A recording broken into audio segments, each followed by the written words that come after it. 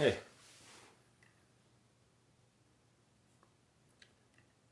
Let's see what's going on here.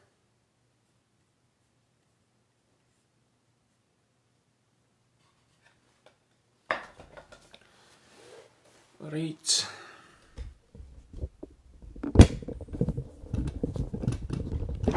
Just making sure this video is pretty much unwatchable because of how much I fuck around with the camera. Oh well.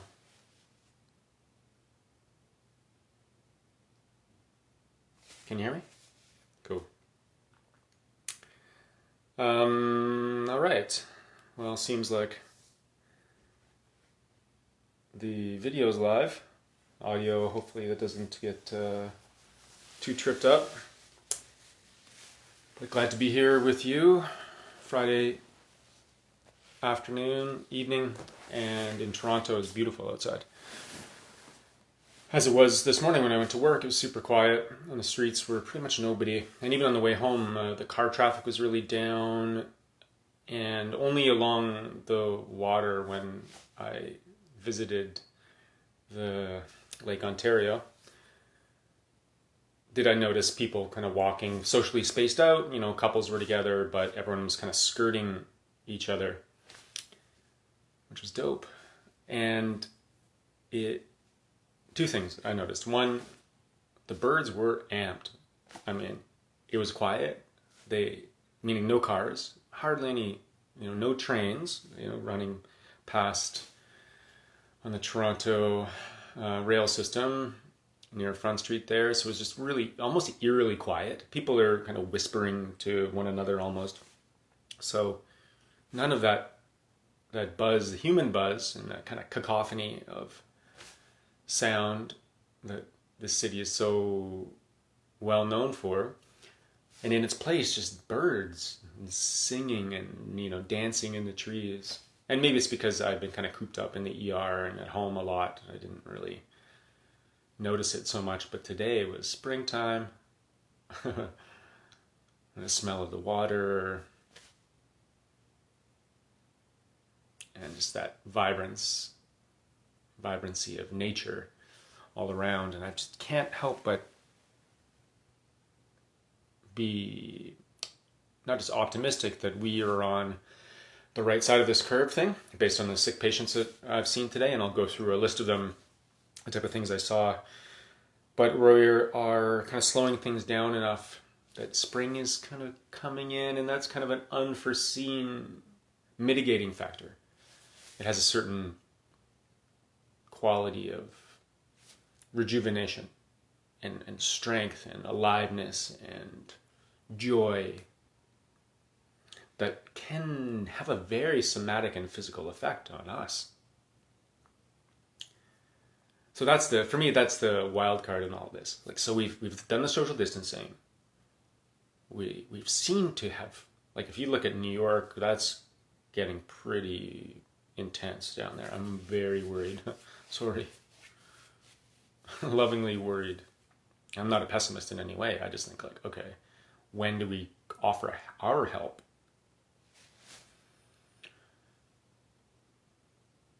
But if we can have this kind of atmosphere and move in of hope and sunshine and warmth and spring, it can have a mitigating effect on some of the weaknesses that isolation causes us.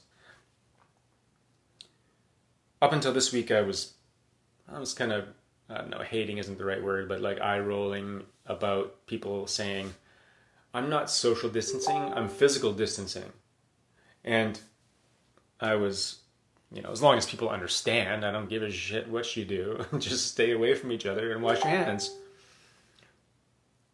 But I kind of get it now. So I think that there is an important difference, actually. When I I went for a run along the river, or the water rather, and then I started walking, and I noticed all these people kind of in conviviality, kind of acknowledging each other and I don't know, there's a certain type of solidarity has emerged from this experience in this city that doesn't have a lot of it outside of NBA playoffs, which were great, by the way. But there is this kind of acknowledgement, of like, I miss it when I come back to Toronto from out west. If you want to cross the street in Edmonton, where I'm from, and people notice you want to cross the street, they'll stop their car. They're like, I'm driving a 3,000-pound thing, so that's just a little soft person. I'm going to just, and I can just speed away, so it doesn't really cost me time. In Toronto, they're like, no, they'll just run you right over. And I've become Torontonian over time, but today I had a little bit of that feeling. A little bit of like, after you, no after you. I mean, if you go to the East Coast, it's extreme. They're like, are you going to be back tomorrow? Because I will, I'll make sure to stop just in case you're going to be coming around at the same time. But here in this big cities, and big cities in general, it can be pretty, just getting from place to place can be a hassle. People are focused on doing it. There's a lot to do. But in days like today, everyone is just looking you in the eye and smiling. So there is that sense of purpose that has emerged. And that sense of purpose, I think, seems to be keeping people like us well. So we can keep you well. So I know that there's a self-interest piece in there, but it's not really even that, because it's not naked self-interest. It's actually true caring and solidarity. And as I was walking along the path, I saw more than one person who was alone. And you could tell they were alone. They were hunched over their phone and isolated. They weren't alone and available. Another person was quite drunk and very alone. And it reminded me of this when I was in India, just now working on a book I'll tell you about another time. I was talking with a naturopathic doctor there because I checked myself in as a patient to this naturopathic hospital in India, because they actually have naturopathic hospitals that are naturopathic and yogic science. Now, I don't believe in fairy tales. No. I believe everything must be consonant with science, but I just believe there's so much more we don't know than we do know. Why would you overlook anything? And I learned a lot about myself and my body and the body. And this doctor, Dr. Sijath, he was my doctor. I saw him at least once a day. We were just chatting. We had so much in common in terms of how excited we were about what is this thing? What are the principles that hold it all together when it should otherwise fall apart? And then when it does fall apart, how do you pull it back together? And we just had such a fun time talking about that. But he was saying, among other things, he said, I'll have patients come in and they say, they'll sit in front of me and they'll say, he'll say, what's wrong? He's like, oh, I'm sad. And he'll say, okay, that's okay to be sad, but I want you to sit like this. Put your arm back in the chair and tell me, I feel sad. And he says, they can't do it. They can't do it. They can feel sad like this. But once you do that, it's hard. He said, so first, I want you to sit like this. And then he starts working on their problems. So, this is going somewhere. Social distancing. Physical distancing, pro. Social distancing, bad. I've kind of come full circle on that. Or 180 or whatever the right term is. Because social isolation is deadly. And it kills people. And there's a lot of it. And it is the biggest problem. The biggest problem in the world? The biggest problem in the world. that's a heavy thing to say, but I'm not just like shouting it out there. I'm saying that in disability adjusted life years in middle and high income countries, disability adjusted life years are years of healthy life lost. So if you were in Cambodia during the Khmer Rouge or after, or any of the landmine countries, and you were 37 and you're walking along the road and you blow your leg off because you had to, make a shortcut through a piece of forest that hadn't been demined, and now you can't work, that counts. You may be alive, but now you're living with a disability. So it's a surrogate for like healthy years. Like Dr. Sid just said, the naturopathic doctor, the point of medicine is not to die at an old age, it is to die at a young age as late as possible. So that's what the disability adjusted life years are a surrogate for. So the greatest number of healthy life years lost in middle and high income countries is to depression and anxiety. That's number one. That's more than cancer, that's more than heart disease.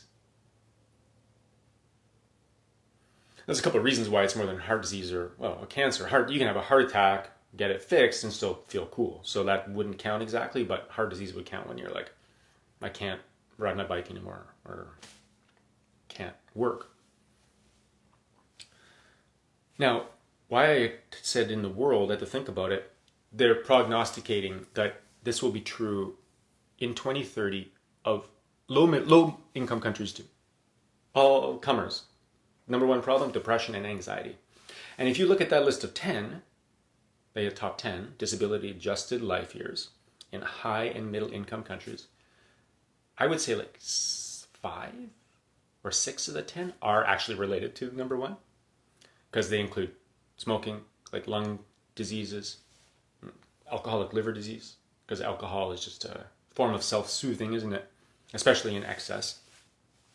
I know, I'm alone in this apartment. I am like, I drank a bottle of wine the other day, and the scary part is I didn't feel that bad the next day, so I'm giving it a break. But I'm just saying that it's related, right? So social isolation, or feeling alone, feeling not integrated into a greater whole, or having a deeper sense of purpose. It's like I can't stop with these metaphors, but it's like if you're like the skin and you don't feel a connection to the other parts of the body, the skin, then wounds appear. You're not connected. And into the wounds comes sickness. And that sickness looks like that top 10 list. And it does happen as we get age and the vitality of our body kind of starts to weaken, then we get wounds. So a lot of the work of Western medicine is to kind of put those wounds back together, no matter what. A lot of the work of other health systems, naturopathy, Ayurveda, traditional Chinese medicine, plant medicine, can be cultivating vitality.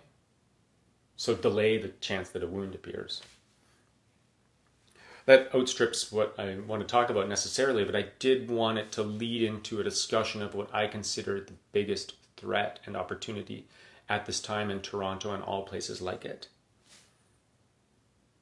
I'm going to call us very high income countries, very high income cities. And that isolation, as it has led to homelessness and addiction and mental health issues. So I don't know a better word for what those three things are, but they co-occur. They're the same thing. Trauma, I guess, isolation. I'll have to. They're of the same thing. So in our city streets, straight up, today I admitted a person to the hospital whose primary diagnosis was homelessness. It was a sickness. It's a sickness. Can we heal it? Well, we have to heal something in ourselves. That temptation to isolate them further because we think that they're unstable or it's contagious or they're not deserving. I don't know. But I think now is a time where the conversation about how to house the homeless, even if it's just saying let's house them because having a 400-bed shelter where people live in close contact is a tinderbox, a viral tinderbox. Sure, if that's what it takes. But let me just tell you, the virus exploits the weakness in us, the weakness in our bodies, the same loss of the vitality that happens when we get older. But it explores the weakness in the fractures in us as a collective. So hoarding toilet paper or stealing cider rinse from the hospital or that furtive clutching that is the opposite of coming together. So whether it's a symptom of a bigger problem, but if it leads to them getting housed or having dedicated teams, even more coordinated, dedicated teams, safe spaces to go now and maybe forevermore, I think that we would start to heal those wounds that are keeping us from becoming stronger. Because there's no way we're out of this pandemic alone. You can't start trade or planes until New York's safe. So we gotta think about New York and their homelessness problem and how, because that's a tinderbox too. It's not just a tinderbox. That's the wrong word. It's an opportunity to shore us up. So that's the part that we're leaning into here in the ER, and I will just say that things are cool today. Perhaps I should have led with that. Sorry, I'll get that a little bit after the public service announcement.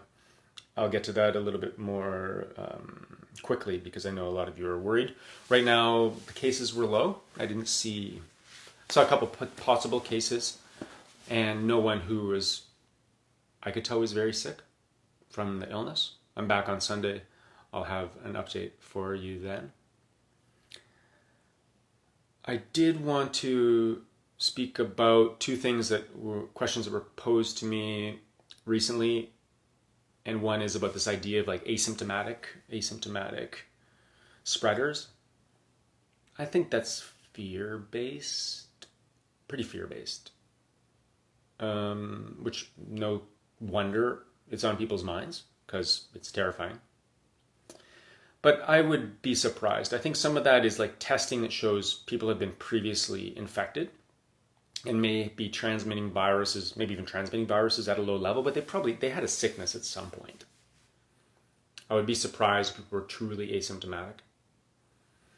So the idea is that they probably got a low viral dose, as opposed to say someone coughing in their face. Maybe they got a few viruses on their hands and ate an apple, and the viruses started to be, reproduce, but the immune system was right on top of it. They get kind of mild aches and pains, or maybe a bit of a sore throat, not the full-blown thing. And maybe it takes a while to calm down the viruses completely so they can test positive, but I'm pretty sure they had an illness. The third and final thing is immunity. Will infection lead to immunity? So far, we're waiting on the people who've recovered, who've been effectively re-exposed, to see if the infection recurs. Right now, you can't just be cool, but I don't think anyone would volunteer for the study to get reinfected. So you kind of just got to wait for it to naturally occur through pretty close contact and see, oh, they didn't get it. A bunch of people didn't get it. Okay, no one actually got it again. But right now the best we have is monkeys. So infecting, I think, macaque monkeys show an immunogenic response, which means that I think it was 28 days after, when re-exposed to the virus, they never got it again. So that gives us hope that this is immunity grows within our population. With that and these kind of distancing measures, we're going to decrease the numbers. And it also raises the hope for something like a vaccine to come through so we can, and it could be like the flu vaccine where, it's not 100% effective, or sometimes some years it's only like 70 or 50, but it's enough that it stops these huge spikes. So that's the hope. I think that's it. We're going to get to the meditation here soon. And before I did that, I wanted to reference this painting behind me. It's by a friend, Abraham Abebe from Ethiopia. And these flowers scattered around it are mescal flowers. Certain type of flowers that blooms in Ethiopia in the springtime.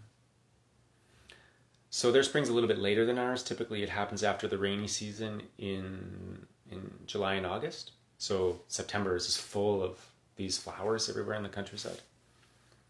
Just cause for celebration and a sign of rejuvenation. And so I mention it because that's what's on the way for us now. More sunshine, more healthy, hale bodies, more kind of longer days, and of course now it's in isolation, but soon not. And then imagining the other side of this. We're still I guess we're moving from the early to the middle game. The middle game is still a bit undetermined, but now soon we're gonna be seeing a life on the other side. And it's gonna be great. We're gonna get to see our friends and hug each other and talk about the new way we want to live based on what we just went through. How health is everything. How we came together and solved some major problems. We wouldn't even have tried to do it without. So in that spirit of joy and rejuvenation and spring, let's sit for a bit and call that feeling forward. All right, it's 6:30, so let's make this for 30 minutes because I'll try to keep this to an hour. Spare you the long drawn out preambles. Okay, cool. All right, those of you who have stayed this far, nice to talk to you.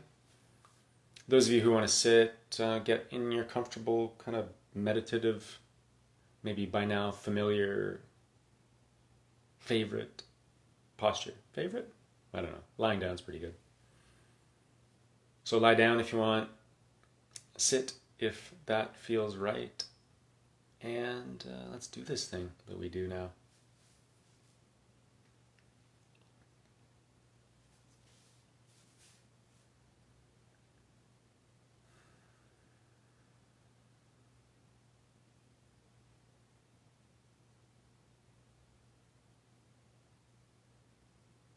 You're getting so good at this.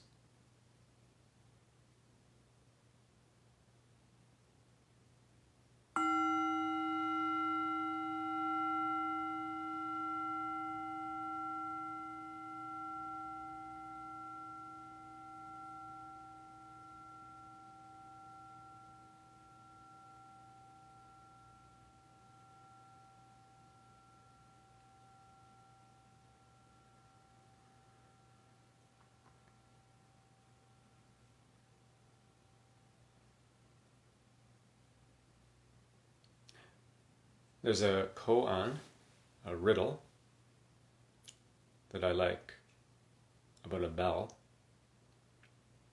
And it says, when the temple bell has finished, the sound continues in the flower.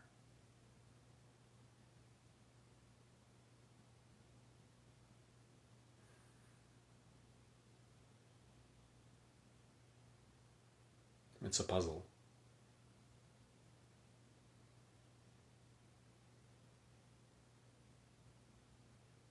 Are you the flower?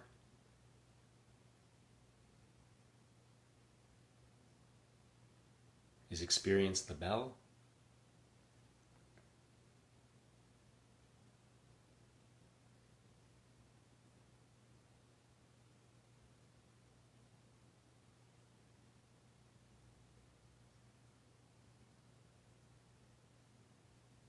If you've been sitting these last kind of 10 days we've been doing this, I'm sure you've got a bit of a sense of what a practice can, just having a practice does. Kind of you become concentrated a bit earlier.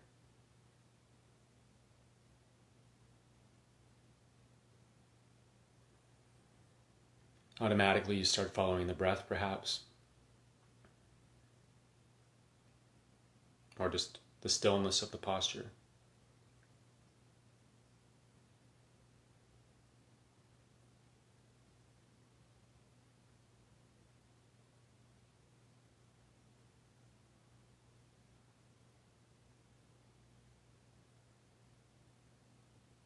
If you're new to this or you need some direction,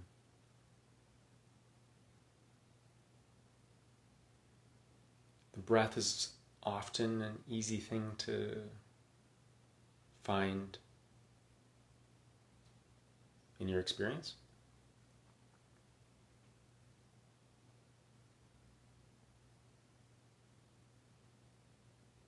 What we've been working with these last few days is the out breath, that kind of relaxation, sinking feeling that disappears into quiet at the end of the exhale.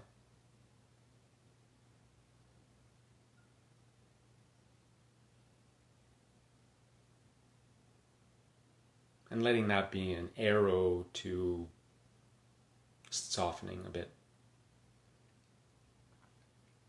An arrow, by an arrow I mean direction.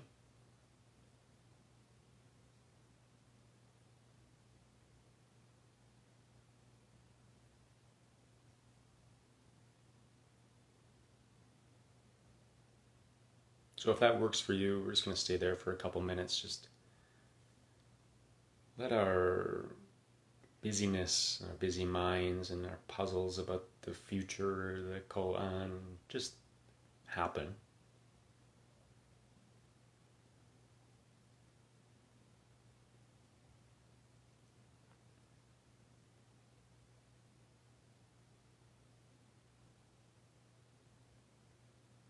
Because they do, whether we bid them or wish them away.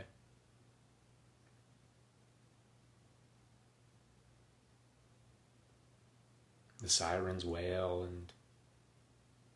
and your kid knocked something over and it sounded expensive.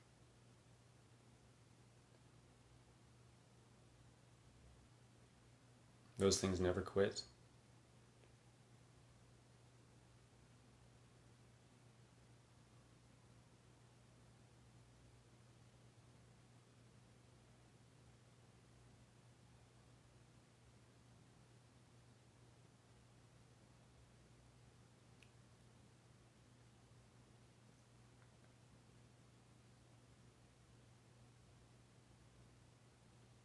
Neither does this, though.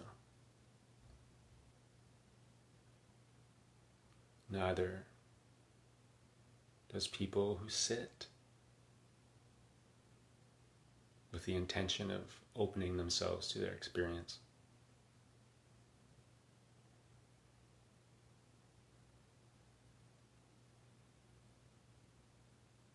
So they can know themselves more and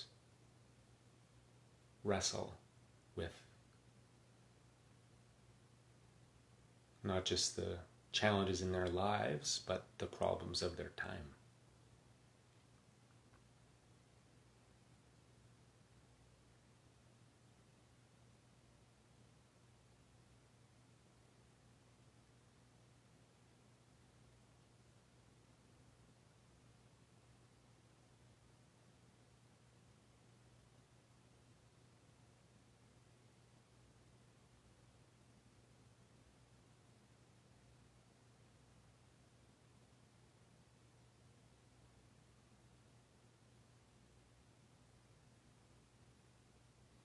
You might think that just sitting and following the out breath to that kind of still place that spreads at its end is for you, but nope.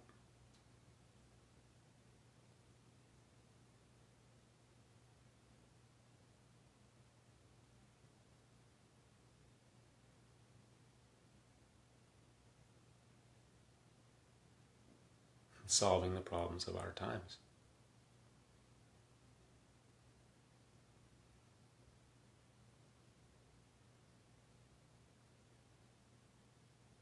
Just sitting? Yup. Mm-hmm. Yes.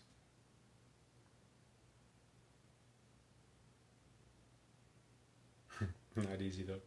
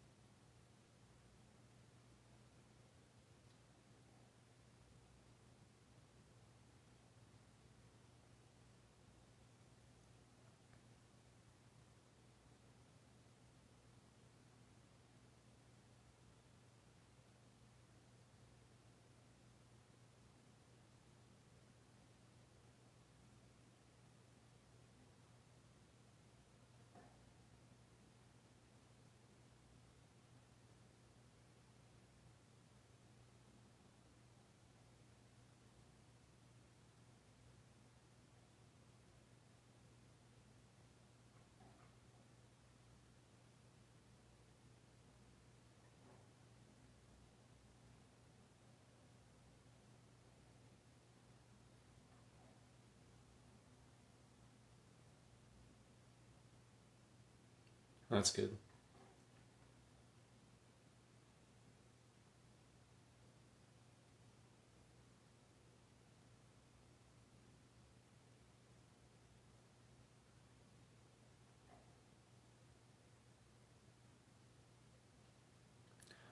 When the temple bell is finished,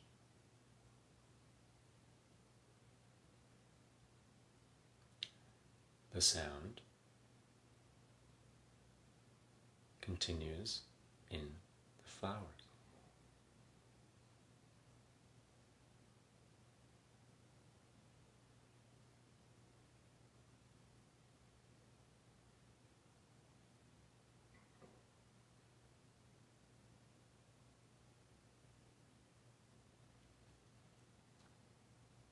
So much of what helps us grow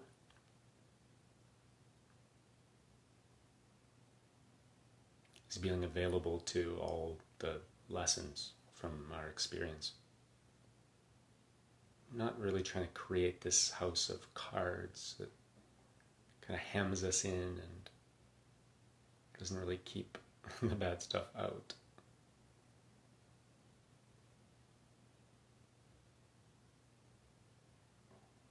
But the kind of saying yes to everything, really.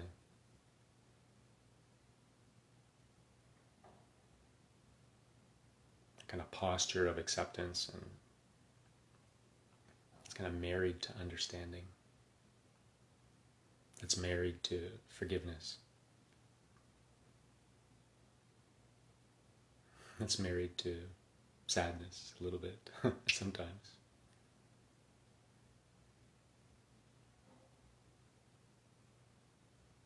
But it to joy.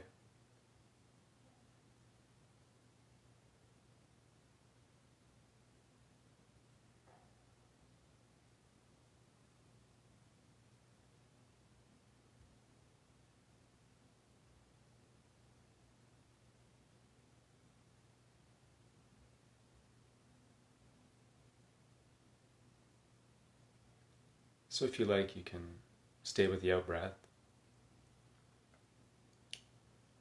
or you can switch your focus to the inhalation.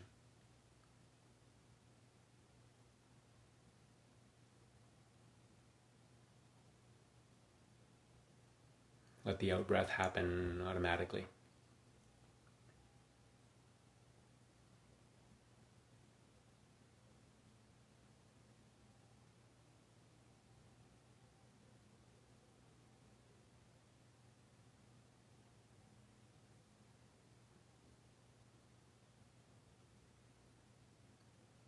And on the in-breath, you can kind of adopt this, a visualization or an attitude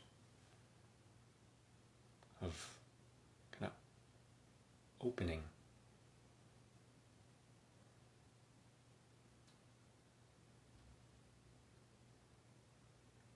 It's like a flower would in the morning sun.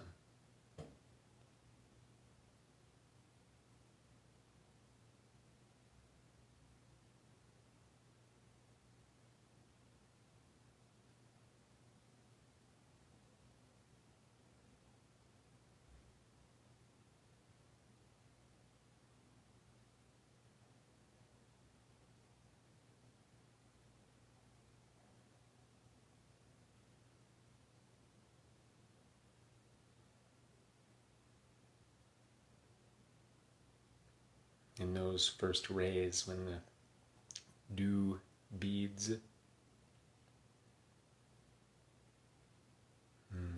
crocus or tulip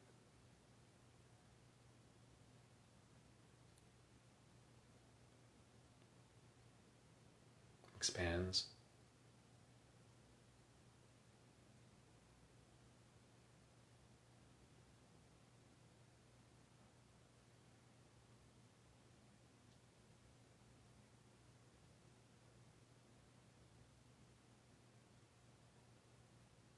Just wants to get as much of that juice as possible, that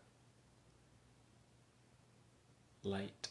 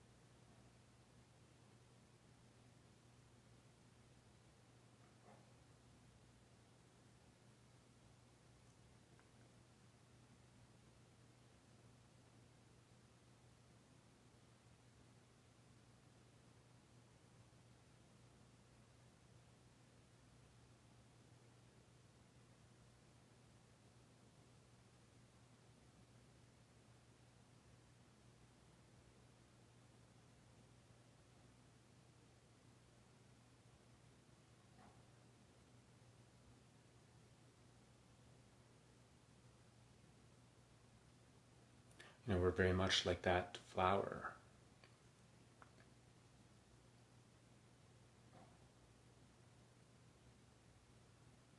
Filled with light.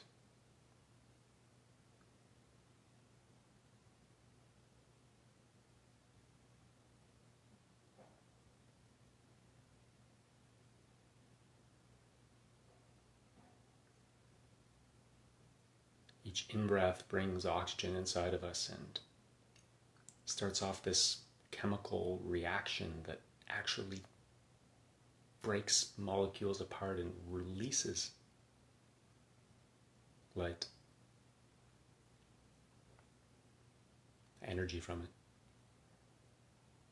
that we've eaten.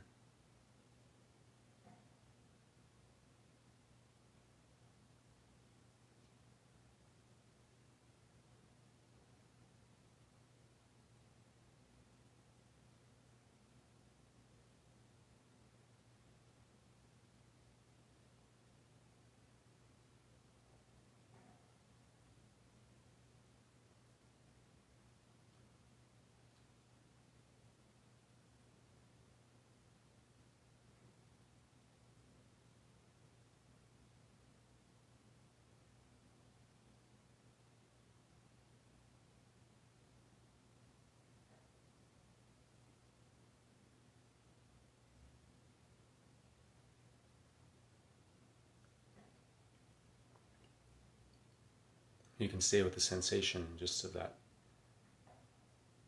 stretching that happens as we take that in-breath, opening,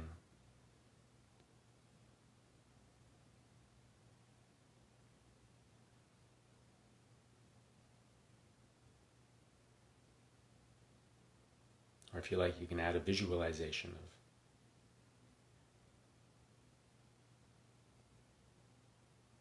actually having your in-breath fill your body with light.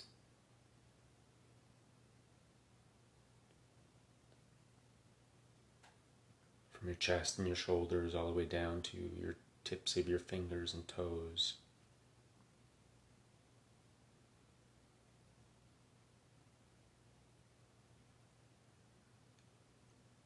And on the out-breath, let it suffuse through your pores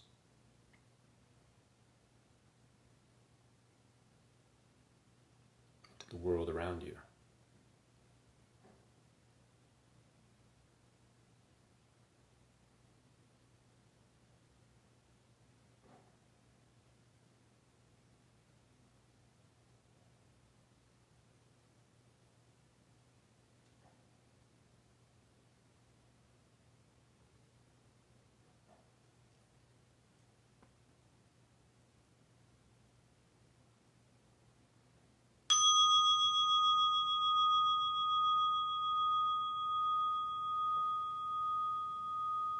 Warning bell.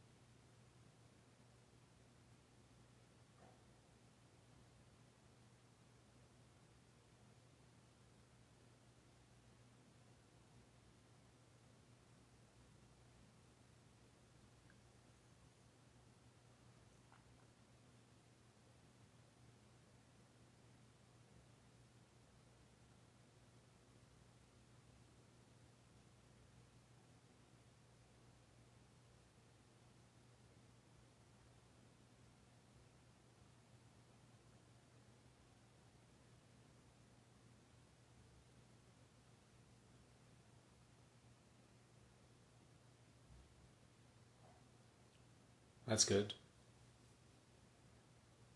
Whatever your object of focus is, out breath, in breath, opening, visualization, I encourage you to drop it.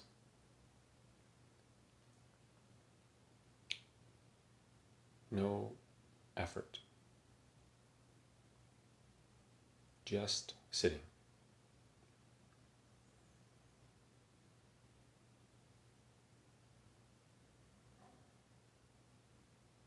Just being available to your experience, whatever it is.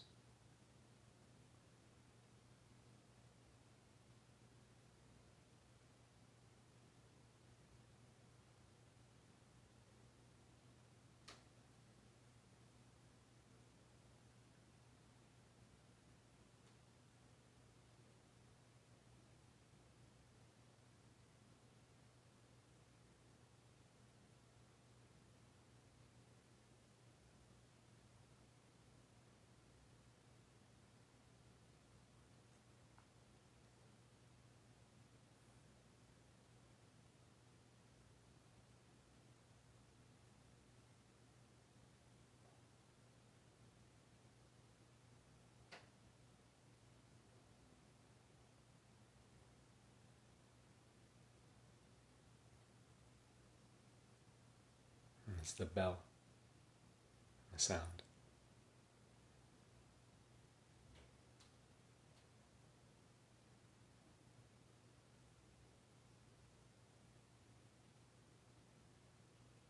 Ringing through you,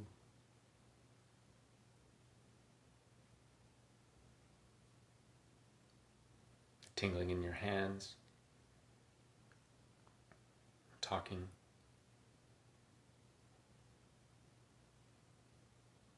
the body, a slow wash from one to the other.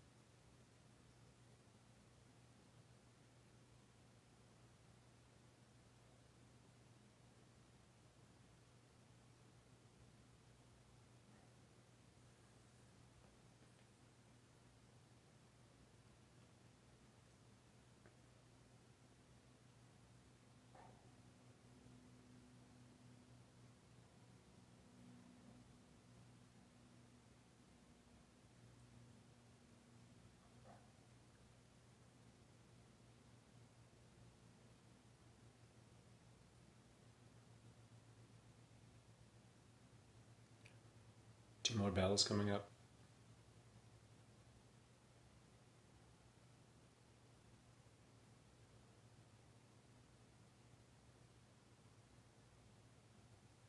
How do they ring through you?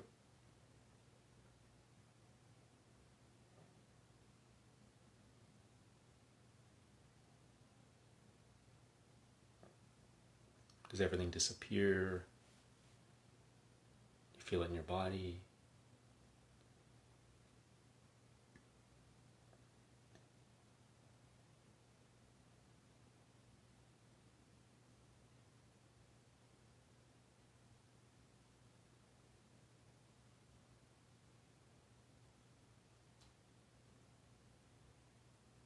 and I do bell them at 1.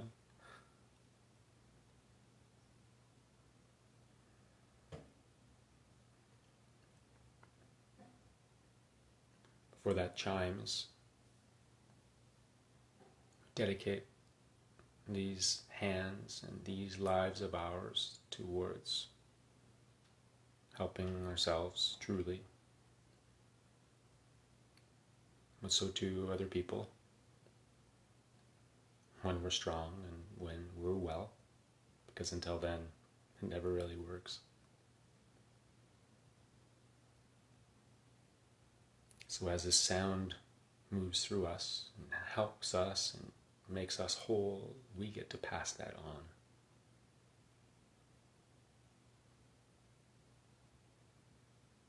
To the many people who are afraid, like we are afraid. The many people who are alone, like we are alone. The people who need safety. Love, like we need safety and love.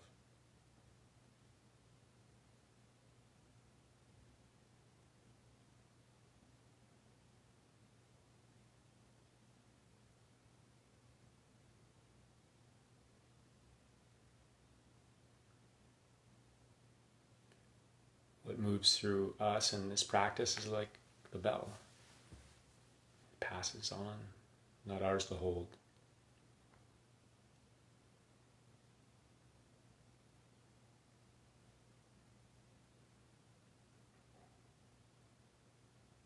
But kind of steward and shepherd to its greatest good.